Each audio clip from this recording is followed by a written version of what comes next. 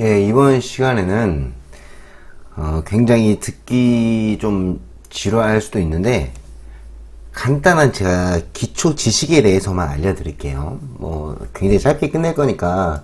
근데 이거는 꼭 보셔야 됩니다. 왜냐면 나중에 이 비트맵이랑 이 벡터랑도 구분을 못 해버리면 좀 곤란한 일들이 생겨요. 물론 우리가 이 영상을 보시는 분들이 다 전문가 과정으로 가는 건 아니지만 개인 사업을 위해서 볼 수도 있고 개인 작품을 위해서 볼 수도 있는데 그래도 알고 가는 게 좋아요. 그래서 지금 영상을 찍으려고 하는데요. 지금 비트맵이랑 벡터에 대해서 알려드릴 거예요. 도대체 포토샵을 하는데 왜 비트맵이랑 벡터에 대해서 이런 걸 굳이 설명하냐 이러실 수도 있는데요. 일단은 한번 들어보세요. 아마 큰 도움이 되실 거예요. 지금 여기 이렇게 반 가르면 얘하고 뭐가 비트맵이고 뭐가 벡터인 줄 혹시 아십니까? 물론 모르실 거예요. 모르셨으니까 이 영상을 클릭했겠죠. 자, 이 위에 게 벡터예요. 지금 이 사진은 구글 어딘가에서 다운 받아 왔고요. 이렇게 확대를 해보면 화질에 큰 차이가 없죠. 그 밑에 있는 건 비트맵이라는 건데요. 비트맵이 이렇게 지금 무슨 테트리스 하듯이 이렇게 확대를 하니까 이제 화질이 깨진다고 하잖아요. 이거가 큰 두 개의 차이점이에요. 근데 제가 왜 이걸 설명을 해드리냐면 우리가 어떤 사진을 갖고 왔을 때 어떤 거는 확대를 해도 깨지지가 않고요. 어떤 거는 확대를 하면 아주 아작이 납니다. 그게 이제 비트맵으로 지금 구성이 됐는지 아니면 벡터로 된 구성이 됐는지 이 두 가지 차이점만 알면 돼요. 무슨 말인지 아셨죠? 그냥 조금만 더 어렵게 말을 하자면 비트맵 같은 경우에는요 픽셀 조합이에요. 그러니까 확대를 하면 할수록 이 픽셀들이 더 아주 자세하게 보이는 거고요. 벡터 같은 경우에는 이제 저도 잘 벡터에 대한 건 정확히는 모르지만 찾아보니까 선과 면의 무슨 수학적 함수 관계로 인하여 이제 이런 픽셀이 없고 이렇게 그냥 본 그대로 확대가 되는 거죠. 이해하셨죠?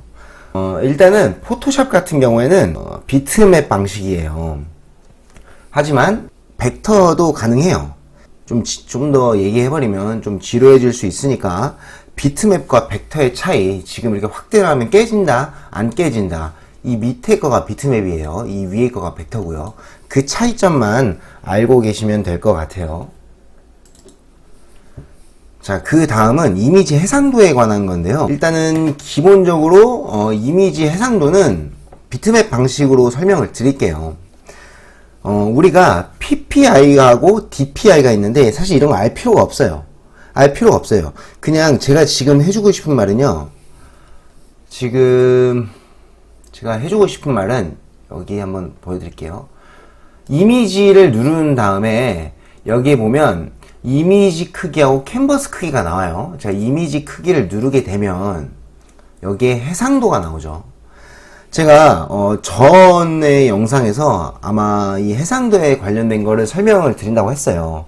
근데 이걸 꼭 아셔야 돼요. 여기서 보면 125잖아요. 우리가 흔히 웹 영상에서 보는 거는 72예요. 72. 이해하셨어요?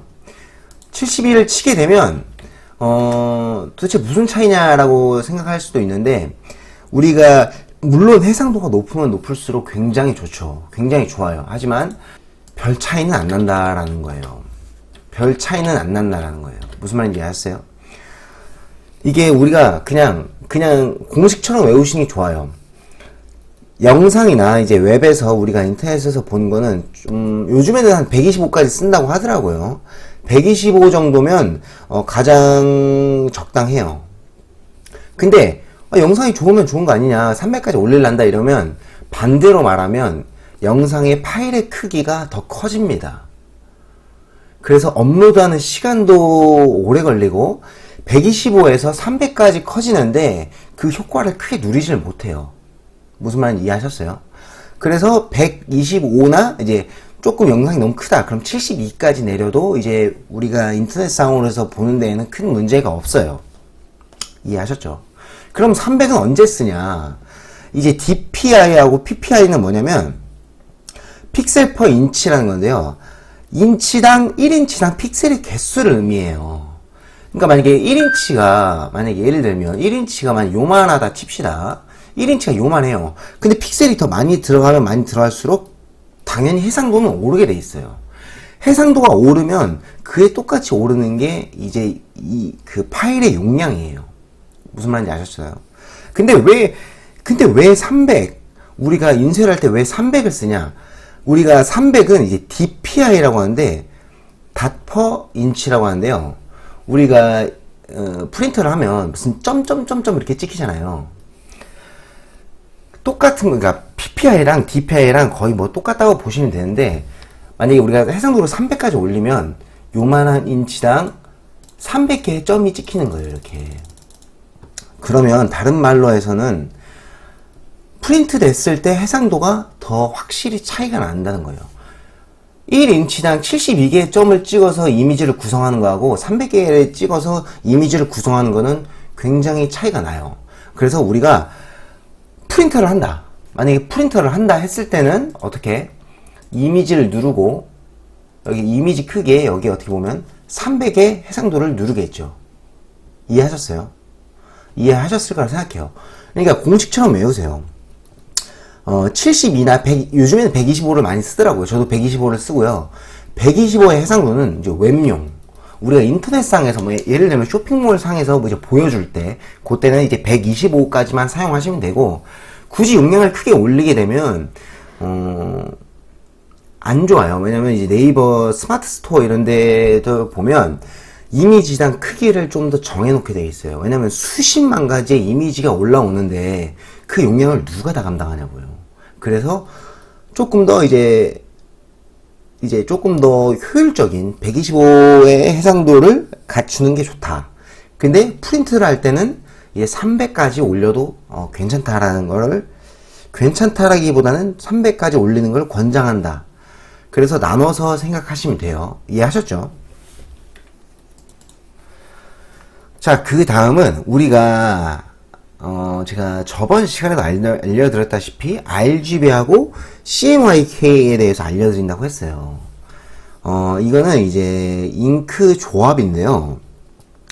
이것도 그냥 외우시는 게 나아요. 그냥 뭐 이해하려고 하지 마시고 이거 외우시는 게 낫거든요. 처음 그냥 제가 설명할 때 외우시면 나중에 크게 어려운 일이 없을 거예요. 자, RGB 같은 경우에는요, 가산 혼합 방식이라는 건데요. 자, 보세요. 지금 빨간색이랑, 이거 왜 안 돼? 이거 빨간색인가? 빨간색이랑 녹색을 섞으니까 노란색이 나왔어요.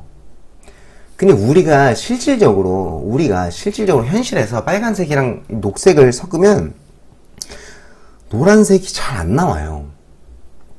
무슨 말인지 이해하셨어요?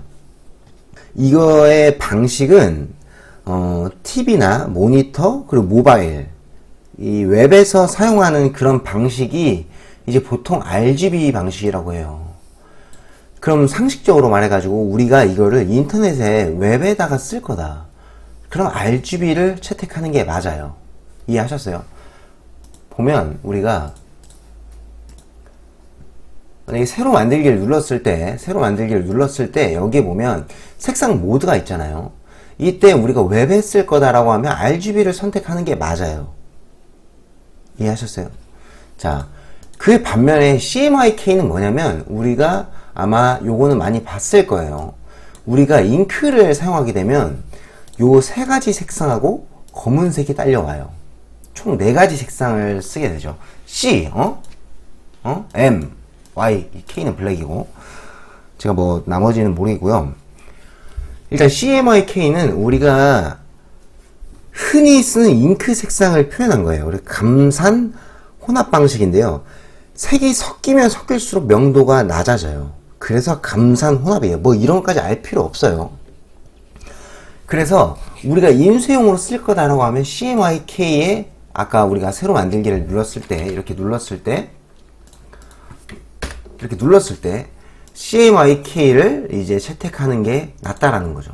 그 외의 것들은 굳이 알 필요가 없어요. 우리가 무슨 석학박사를 딸 것도 아니고 우리가 필요한 거에 대해서 알 거니까 이제 이 정도로만 알고 계시면 돼요.